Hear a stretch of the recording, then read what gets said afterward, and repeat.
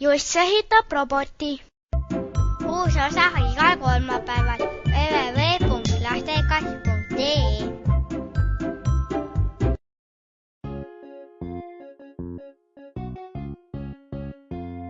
Lapsed, mõmmi tuli külla. Tere! Tere, mõmmi! Tule vaata, mis meie teeme. Me kasvatame potis päevalille taime. Ja siis me kingime selle emadepäevaks emale. Ja siis ema kasvatab selle suureks. See on väga huvitav, aga mul ei ole üldse tuju. Ahah, kas koolis juhtub midagi? Homme on koolis robotite võistlus. Lahe, lähme ka. Aga õpetaja ütles, et seal saavad osaleda alles 7. klassi õpilased. Või siis pead robootikas kõva käpp olema. Mina oskan roboteid teha. Jass, see ei ole selline robot. Päris robotid oskavad ise liikuda ja igasuguseid asju teha. Tere, lapsed! Arr! Tere, Tiiker! Kas sa päris roboteid oskad teha? Aga muidugi, lähme tehnodžunglisse ja ehitame koos ühe laheda roboti.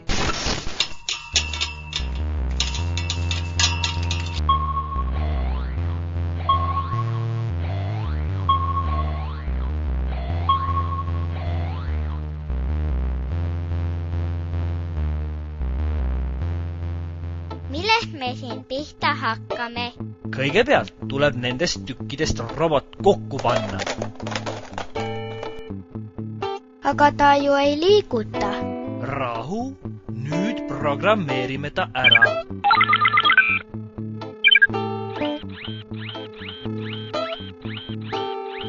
Mis sa teha oskad, robot? Robotid oskavad teha kõike seda, mis me neile programmiga ette ütleme. Tuleb vaadata, mida see robot teha saaks ja siis kirjutame need tegevused programmiks. Kas robot on siis nii tark, kui tark on see programm, mille me kirjutame? Täpselt nii, mõmmi. Poisid, ma tulen ka teiega homme võistlusele. Teeme oma meeskonna.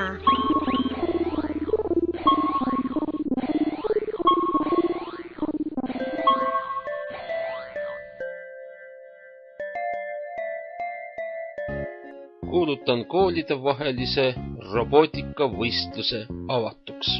Üllatusena on meid võistlemas ka üks algklasside võistkond.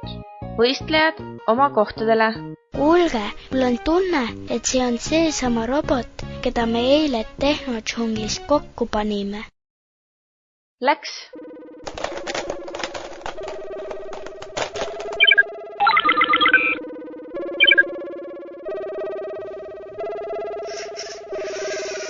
Hooray!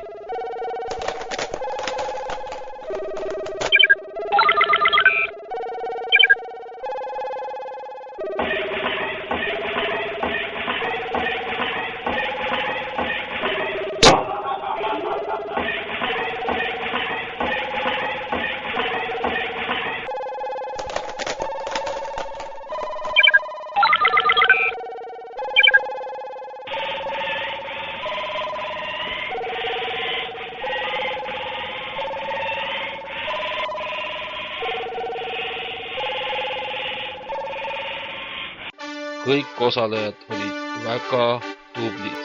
Kindlasti saavad teist tulevikus andekad insenerid ja teadlased. Robotite kokkupanemise ja programmeerimise võistluse võitjaks osutus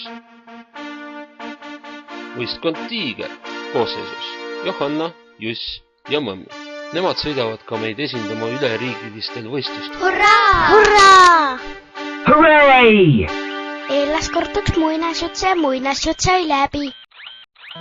Lapsed, kui te soovite, et teie koolis õpetataks ka robotite ehitamist, siis pöörduge oma õpetaja poole.